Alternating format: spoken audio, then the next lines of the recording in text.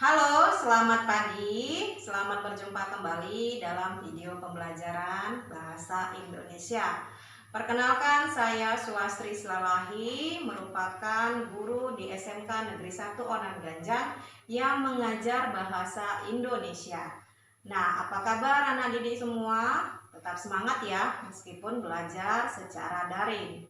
Hari ini kita akan belajar memahami teks prosedur.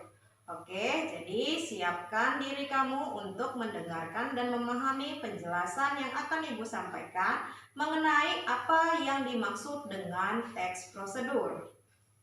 Oke, kita mulai saja kegiatan materi kita hari ini, yaitu memahami teks prosedur. Sebelumnya, Ibu akan sampaikan dulu tujuan pembelajaran kita hari ini. Yang pertama adalah kita akan memahami yang dinamakan teks prosedur dan fungsi teks prosedur itu sendiri. Yang kedua, kita akan pahami ciri-ciri teks prosedur. Kemudian, dari ciri-ciri teks prosedur itu kita akan memahami kembali jenis-jenis teks prosedur. Selanjutnya yang terakhir adalah kita dapat memahami struktur-struktur yang membangun sebuah teks dikatakan teks prosedur. Oke anak-anak ibu, kita mulai saja kegiatan pembelajaran kita. Yang pertama adalah memahami teks prosedur. Nah, anak-anak ibu, mungkin kita belum memahami apa yang dimaksud dengan teks prosedur. Padahal teks prosedur ini sangat dekat dengan kehidupan kita sehari-hari. Nah, untuk lebih jelasnya, coba anak-anak ibu semua perhatikan gambar berikut ini. Nah, di gambar ini merupakan salah satu contoh kemasan makanan maupun minuman yang banyak kita jumpai di rumah kita sendiri. Kemudian gambar yang berikutnya. Nah, gambar ini merupakan instruksi yang biasanya kita jumpai ketika kita berada di satu layanan publik.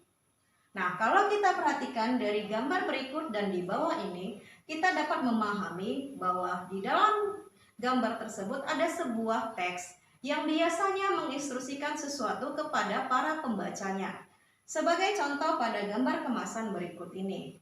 Kalau kamu bisa jumpai kemasan di rumahmu, kamu perhatikan di belakang kemasan, biasanya ada aturan cara pemakaian dan pengolahan ataupun penyajian dari makanan atau minuman yang telah disediakan atau diproduksi perusahaan tersebut.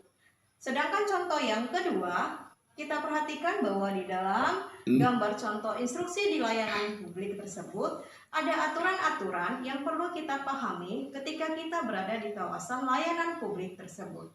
Nah, dari contoh teks instruksi dan teks pengolahan penyajian, kita dapat menyimpulkan bahwa yang dimaksud dengan teks prosedur adalah teks yang berisi prosedur atau cara atau langkah ataupun instruksi mengenai bagaimana kita melakukan sesuatu sesuai dengan urutan yang tepat dan sistematis.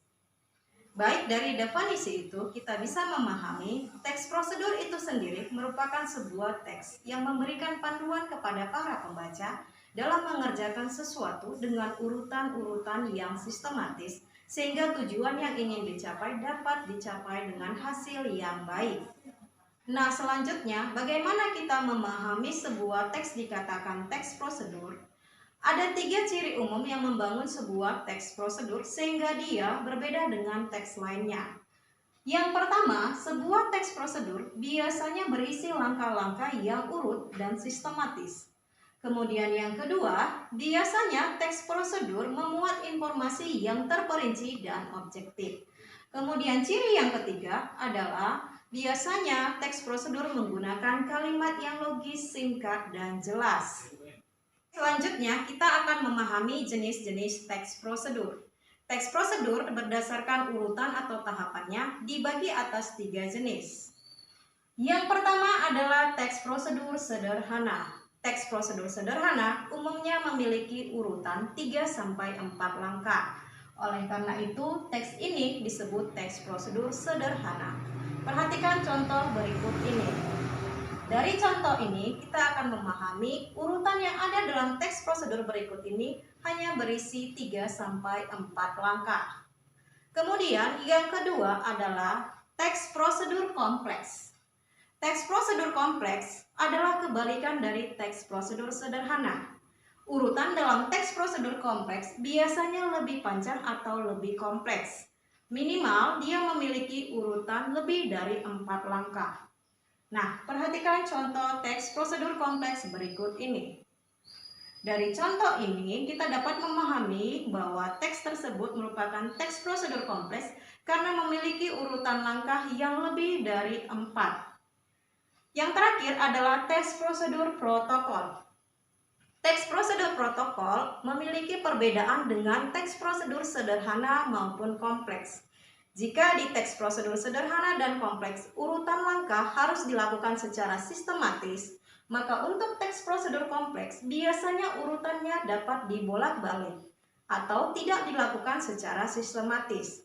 Walaupun begitu, tidak akan mengubah tujuan yang ingin dicapai. Nah, itu tadi 3 jenis teks prosedur kompleks. Nah, selanjutnya kita akan memahami bagian-bagian atau struktur yang membangun sebuah teks prosedur. Umumnya, teks prosedur dibangun atas 3 bagian. Yang pertama adalah tujuan, kemudian langkah-langkah, dan yang terakhir adalah penutup.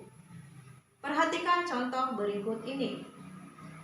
Ini merupakan salah satu contoh teks prosedur protokol, karena kalau kita perhatikan dari langkah yang ada, urutan yang harus kita ikuti tidak harus selalu sistematis, karena tidak akan mengubah hasil atau tujuan yang kita capai. Itulah menjadi ciri sebuah teks prosedur dikatakan teks prosedur protokol. Nah, dari contoh teks ini kita bisa memahami ketiga bagian struktur yang membangun sebuah teks prosedur. Nah, untuk tujuan biasanya bagian yang berada di awal paragraf teks. Di awal ini biasanya teks prosedur hanya akan menjelaskan apa yang akan dilakukan atau prosedur apa yang akan dijelaskan. Paragraf pertama merupakan bagian tujuan teks prosedur. Kemudian langkah-langkah 1, 2, 3, 4 merupakan bagian dari langkah-langkah teks prosedur. Dan yang terakhir adalah penutup, merupakan simpulan dari teks prosedur yang telah dijelaskan sebelumnya. Jadi itu tadi 3 bagian struktur yang membangun teks prosedur. Yang pertama adalah tujuan, kemudian langkah-langkah, dan yang terakhir adalah penutup. Baiklah, dari penjelasan Ibu tadi kita dapat simpulkan bahwa teks prosedur adalah sebuah teks yang berisi petunjuk cara melakukan sesuatu sesuai dengan urutan yang sistematis sehingga dapat mencapai tujuan yang diinginkan. Nah, demikianlah kegiatan pembelajaran kita hari ini. Jangan lupa anak-anak Ibu semua untuk tetap berlatih membaca contoh teks prosedur lainnya sehingga kita lebih memahami apa yang dimaksud dengan teks prosedur. Sampai di sini dulu kegiatan pembelajaran kita hari ini. Sampai bertemu kembali dalam kegiatan pembelajaran berikutnya. Terima kasih.